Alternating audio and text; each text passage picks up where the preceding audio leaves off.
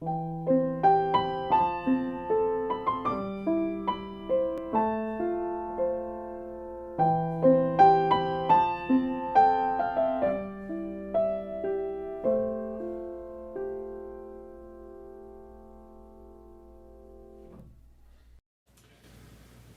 everybody, my name is Chris Tackett. I'm the pianist with the Unitarian Universalist Church of Tucson, and it's my great pleasure to welcome you each week to our Baja 4 services like this. Stick around after the postlude, I'll tell you a little bit about the music I played today.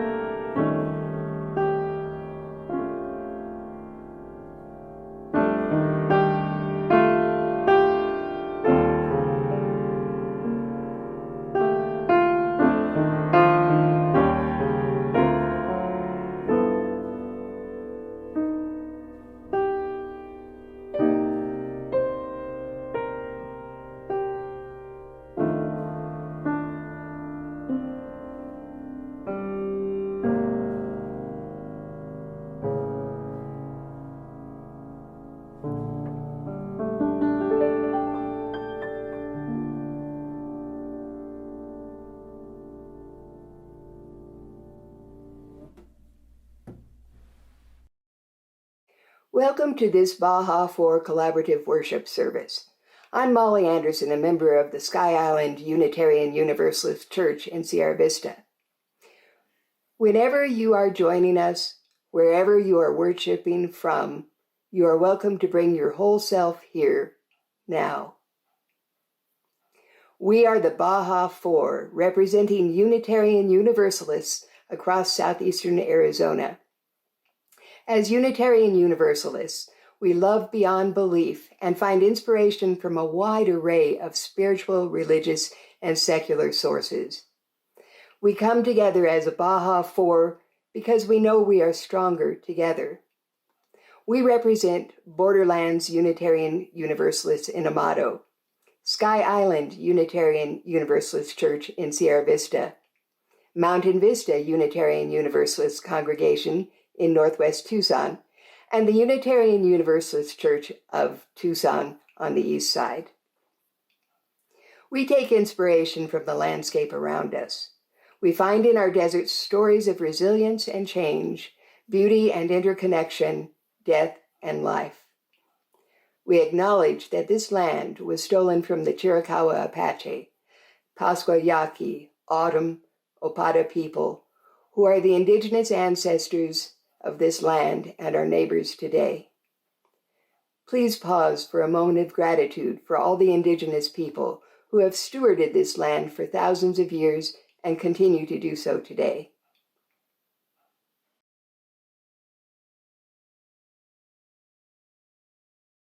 It is our custom to light a chalice, the symbol of Unitarian Universalism, at the beginning of our service. If you have your own chalice at home, I invite you to light it with me now.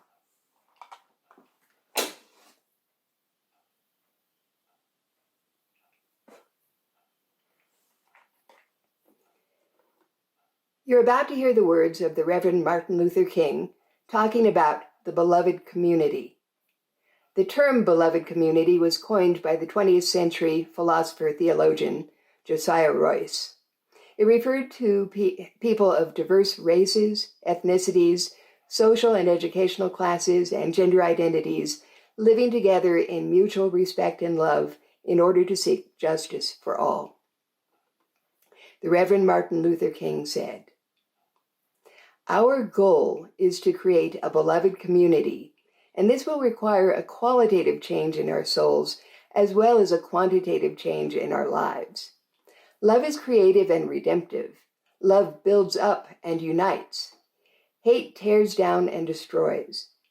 The aftermath of the fight with fire method is bitterness and chaos. The aftermath of the love method is reconciliation and the creation of the beloved community. Physical force can repress, restrain, coerce, destroy, but it cannot create and organize anything permanent. Only love can do that. Yes, love, which means understanding, creative, redemptive goodwill, even for one's enemies, is the solution to the race problem." In our service today, we will be discussing the proposed 8th principle of Unitarian Universalism, which says, "We, the member congregations of the Unitarian Universalist Association, covenant to affirm and promote, journeying towards spiritual wholeness by working to build a diverse, multicultural, beloved community by our actions that accountably dismantle racism and other oppressions in ourselves and our institutions."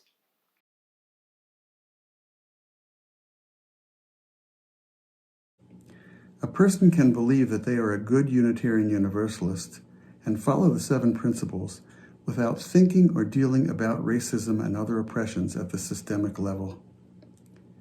UUs and the UUA have done good work in fighting racism, such as during the Civil Rights Movement in the 60s, and in 1997 passing a resolution to become an anti-racist, anti-oppression, multicultural organization. However, the UUA has just gone through a crisis related to inclusive hiring practices, especially related to whites being hired over highly qualified Latinx candidates, resulting in the resignation of the UUA president in 2017 and the creation of the Commission on Institutional Change. The eighth principle comes from a feeling that we need something to renew our commitment to this work, to hold ourselves accountable, and to fulfill the potential of our existing principles. The more congregations that adopt the 8th principle, the more likely it will be approved at the denominational level. We encourage each Baja 4 congregation to take up the question. Propose it to your Board of Trustees for consideration.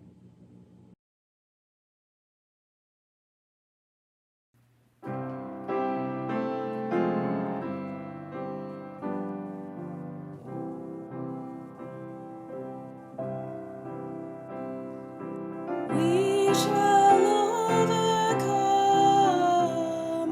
We shall overcome.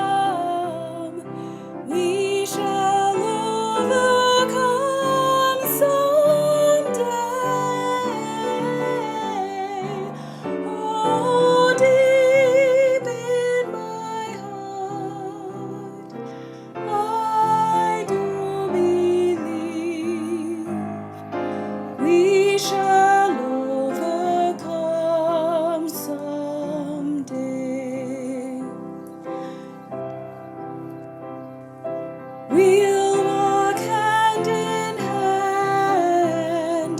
We'll walk hand in hand. We'll walk hand in hand someday.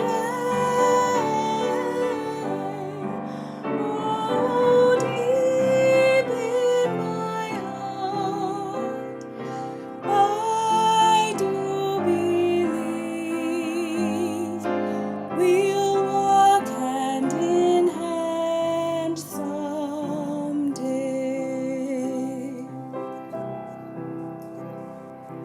We shall all be free. We shall all be free. We shall all be free someday.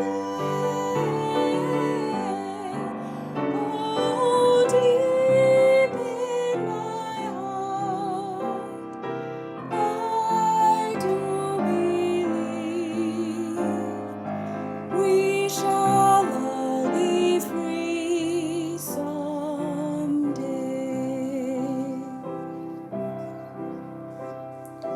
We shall live in peace. We shall live in peace. We shall live in peace someday. Oh, deep in my heart, I do believe we shall live in peace someday.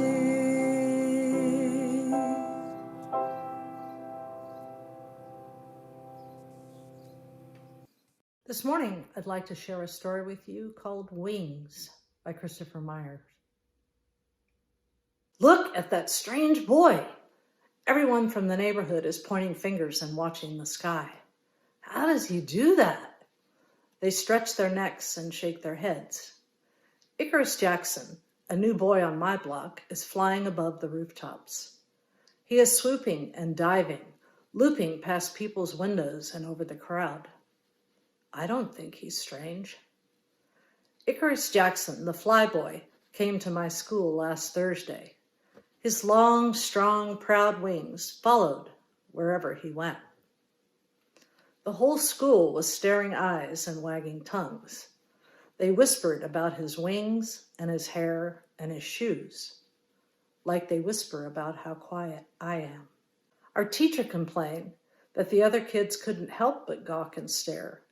He said that Icarus's wings blocked the blackboard and made it hard for the students to pay attention.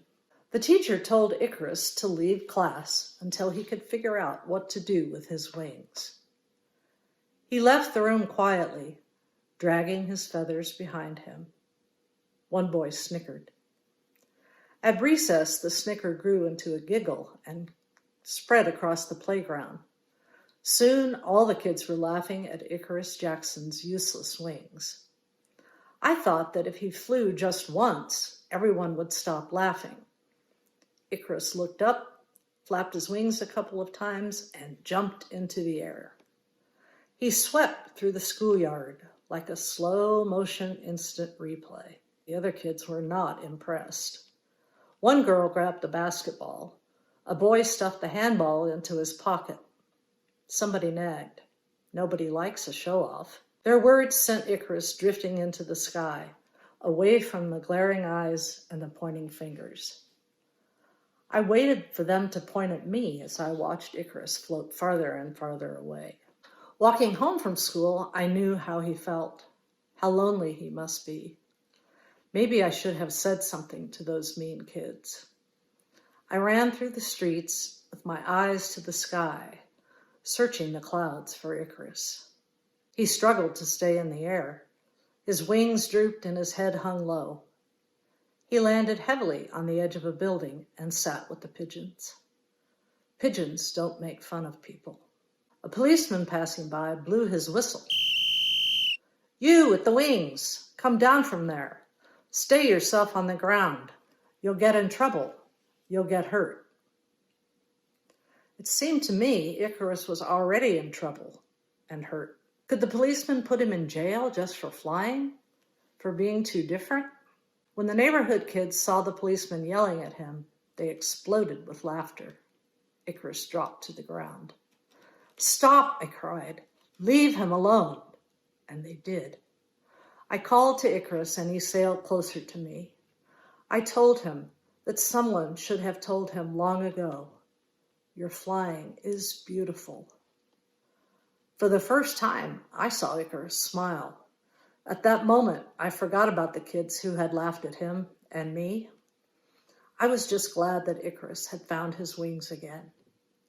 "Look at that amazing boy," I called to all the people on the street as I pointed to my new friend Icarus, swirling through the sky.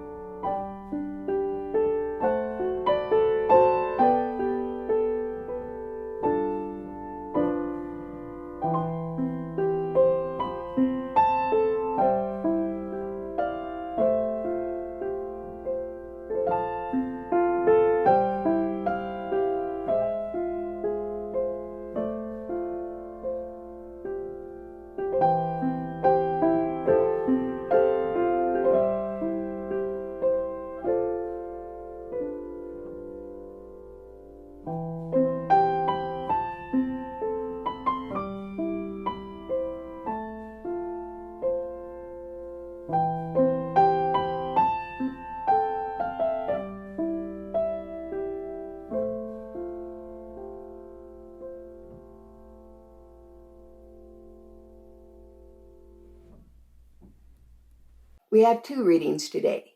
The first is from the Reverend Dr. Natalie Finnemore, the Minister of Lifespan Religious Education at the UU congregation at Shelter Rock in Manhasset, New York.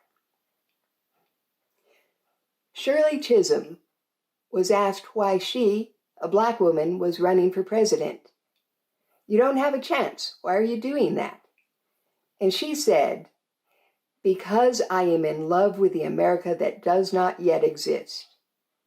And that's how Unitarian Universalism is also. I am in love with the Unitarian Universalism that does not yet exist. But I have to hold both the love for that thing and the love for the reality. It does not yet exist. It probably will not exist in my lifetime. I don't think it will in that of my children, but I can't deny my love for it. You know, wanting to be there in that struggle, that's why I'm fighting. Our second reading is from Jonna Lou Johnstone, the program minister of the First Unitarian Church of Oklahoma City. We shall overcome. When we can truly celebrate the diversity of contributions and talents offered by all people, we shall overcome hatred and prejudice and oppression.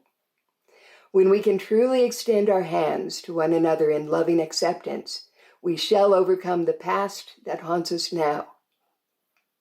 Living in peace and freedom, we shall overcome the wrongs that have happened and the debts left unpaid. Let us join together in that commitment to overcome. Let us say together, Amen. Love is love is love is love. Love is love is love is love. Oh, love is love is love is love. Oh, love is love is love is love.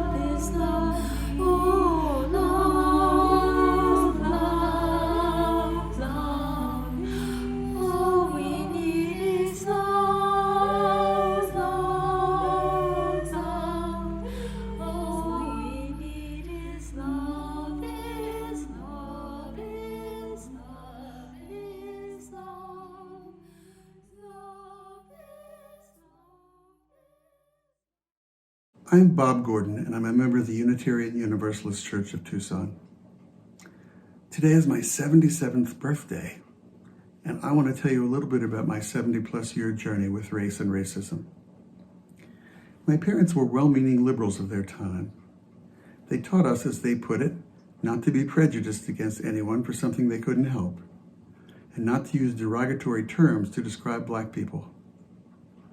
They thought Lena Horne was beautiful, adding that she almost looked white, and they admired Ed Brooke, the first African American to serve in the U.S. Senate, saying that he didn't even sound like a black person. In my first grade class in 1949, there were 3 black children. Walter, Leona, and Jimmy wore old clothes, were all seated together at the back of the room by our white teacher, and rarely participated. They were gone the next year. No more children of color until high school, when there were 3 African Americans out of 2,400 plus students. At 17, I enrolled in a course to become a certified Red Cross lifeguard. When it came time to pair up for learning rescuing techniques, which would require close physical contact with our partners, it appeared that no one was going to choose Walter, the only black person in the class. I was very apprehensive, but I volunteered because I thought there was no valid reason not to work with Walter, and I didn't want him to be the only person without a partner. In college one semester I had a black roommate, but purposely never told my parents that Carl was black because I thought that wasn't important. I later learned that by erasing his color, I was erasing a very important part of his identity. Thinking I could teach my parents something, I wanted them to be uncomfortable when they found out. And they were. In our late 20s, my then wife and I, wanting more than 2 children, but not wanting to produce more than 2 biologically, chose to adopt. As we already had a son, we told the agency that we wanted a girl, but didn't care about her race or ethnicity. Our daughter is part Mexican American, part Native American, a person of color. She has heard the racist comment, "What are you, anyway?" countless times. A few months ago, she was walking in her neighborhood when a passing car slowed down and a white man yelled out the window, "Go back to whatever country you came from." She was born in Iowa. Anticipating a negative reaction from my in-laws, we chose not to tell them about her racial background, but just sent a picture instead. Their reaction was that they couldn't understand why we wanted to adopt at all, and especially, in their words, a child like that. They added that they weren't sure they would be able to love her the same as our other children. After all, they said, my wife and I had what they called good blood. In my workplaces over 30 plus years, 4 institutions of higher education and 1 secondary school, I had some students of color, but almost no colleagues of color. I've been affiliated with 7 UU churches or fellowships in 6 states in the past 60 years. Some had a few members of color, others none. So that's where I was in 1992. At home, at work, at school, at church, from the media, I had learned that discussions of race in the United States generally referred to people of color. To be honest, I had never thought about my own racial identity, the ultimate white privilege. That's where I was on this journey when my boss asked me to attend a week-long diversity training workshop in the summer of 1992.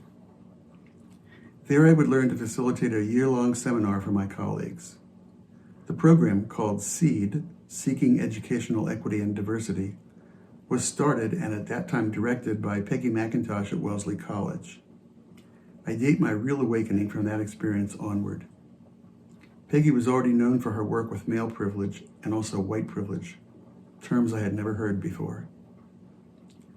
I learned that just as all men have male privilege, all white people have white privilege. Whether we know it or not, whether we overtly discriminate or not, and whether we want this privilege or not, we have it.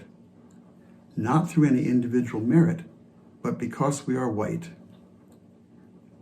For example, when I've been pulled over by the police, I never wondered if it was because I was white. Once I went to see an apartment that had been advertised, and the landlord told me it was already rented. I didn't wonder if it was because I was white. I came to understand that racism is so embedded in our institutions, schools, places of worship, the media, the government, the arts, that we cannot help but absorb its rules, spoken or not. I also learned that blame, shame, and guilt have no useful place in our work to dismantle systems of oppression. I learned, too, that in some ways I'm racist. Or to say it another way, I engage in racist behavior or have racist reactions. One example I'm aware of, and that I'm still working to overcome completely, is that if I'm walking down a street and see one or more black men approaching, I feel some anxiety. In the past, I would sometimes cross the street, which I no longer do. I don't blame or shame myself for these reactions. I was carefully taught, and I was a good student. But I can work to get rid of this poison in myself and other white people. In 2017, my husband Steve went to a Mosaic Makers National Conference in San Diego, sponsored by the Unitarian Universalist Association. He came back talking about white supremacy culture. I said, white privilege? Yes. But white supremacy? Nah, that's too much. Not me. However, after many conversations and some reading, I've come to understand that while I am not a white supremacist, that is, I don't believe in the supremacy of the white race, I do live in a white supremacy culture. I'm a product of it, and I have embodied and exhibited some of its characteristics. One of these is that I fear open conflict, so that when someone raises an issue that causes me discomfort, I often blame the person for raising the issue rather than look at the issue itself. Another common one is equating individual acts of unfairness or bias against white people with the systemic racism that targets people of color. And sometimes when facing change, it's easy for me to engage in either-or thinking, yet another characteristic of white supremacy culture. My latest learning edge is acknowledging anti-Blackness in myself and my community. One example is that the U.S. has benefited from the exploitation of Black labor since its founding. Another is that the culture of assimilation, rewards Blacks for acting, looking, and sounding more like white dominant culture. So those are some highlights of this white man's journey through the difficult and often painful terrain of race and racism in this country. This is where I find myself today. And while I don't expect to ever arrive at the end of this road, I do intend to keep on learning and changing for the rest of my life. This is a journey that I hope we are all on, though we're each at a different place along the road. Wherever we are, there are things to learn. So join me, fellow travelers.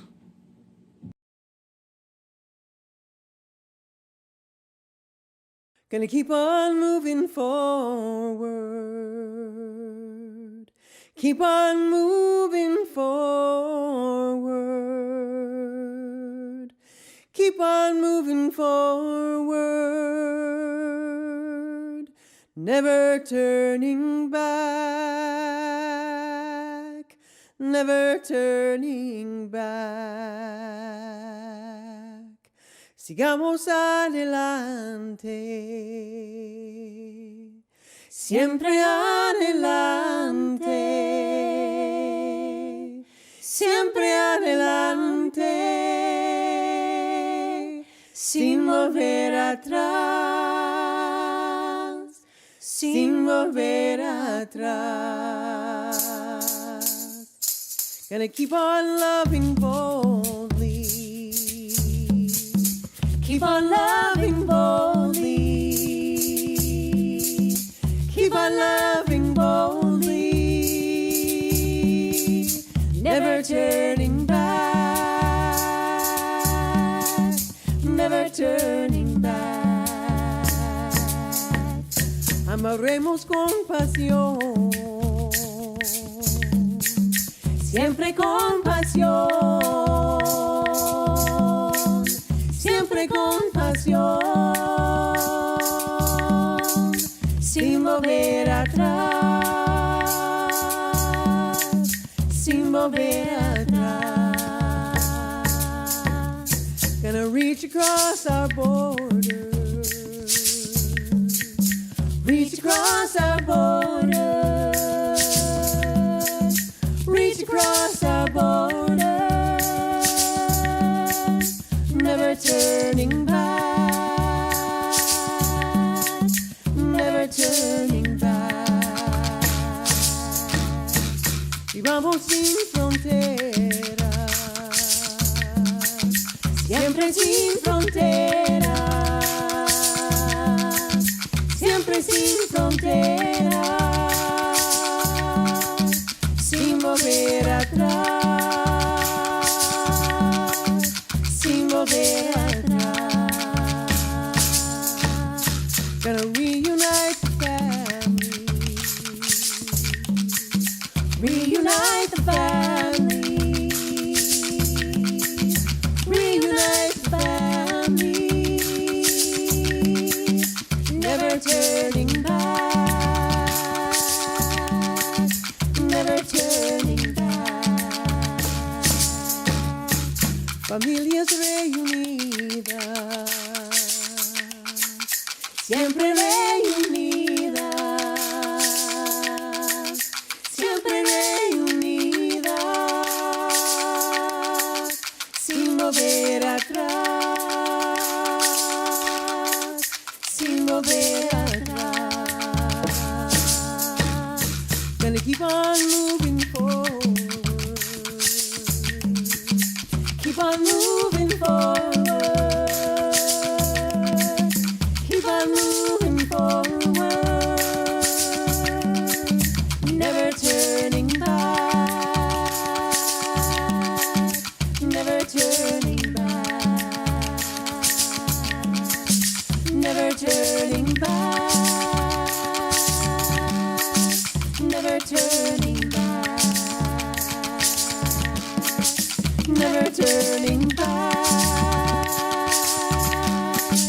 Never turning back.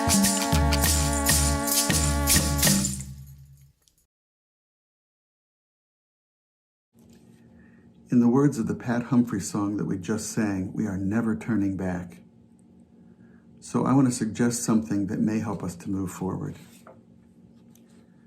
Beloved Conversations is a program developed at UU Meadville Lombard Seminary, which helps participants learn how race and ethnicity shape their personal and congregational lives and practices. Since it began 9 years ago, over 150 congregations have taken part, reporting very positive outcomes. Beloved Conversations Virtual will be available online this fall. Individuals may register beginning September 1st. The more people that participate in each congregation, the more transformative it can be. There's a 20% discount if 20 or more of us register as part of the Baja 4 cluster. Scholarships are also available. As of now, about 17 members and staff of UUCT plan to participate. You can get more information at racialjustice@uuctucson.org.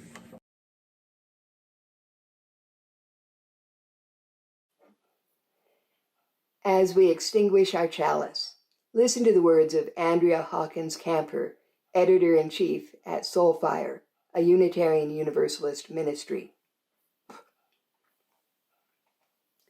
Be about the work. May we see all as it is, and may it all be as we see it. May we be the ones to make it as it should be, for if not us, who?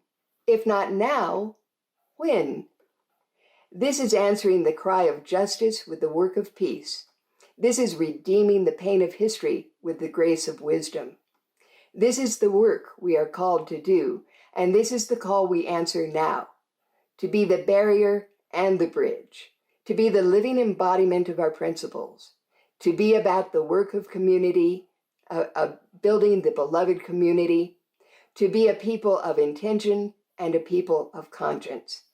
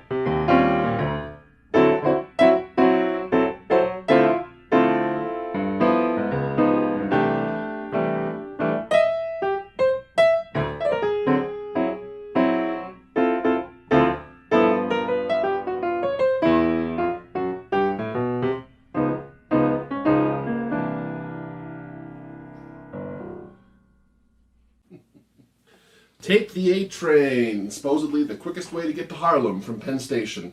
In about 1938-39, young Billy Strayhorn had pushed into a dressing room in his hometown of Pittsburgh and to meet his idol, Duke Ellington. Billy played some of his pieces for Mr. Ellington, and Mr. Ellington was suitably impressed and invited Billy to come and visit him at his mansion in New York City, in Harlem, the next time he was there. And a couple weeks later, sure enough, Mr. Strayhorn took the train into Penn Station in New York City and rode the subway, the A train, all the way from Penn Station to Harlem. Or so the story goes. We're not sure if there's any real truth in that story, but man, it makes a nice story. The opening piece was Come Sunday, one of the sequences from Black, Brown, and Beige, about 1944. Black, Brown, and Beige, a tone parallel to the history of the American Negro, was the full title of the very large piece that Ellington premiered at Carnegie Hall that year. Most famously, it was recorded in the 60s with Mahalia Jackson singing the lyric. Thank you so much.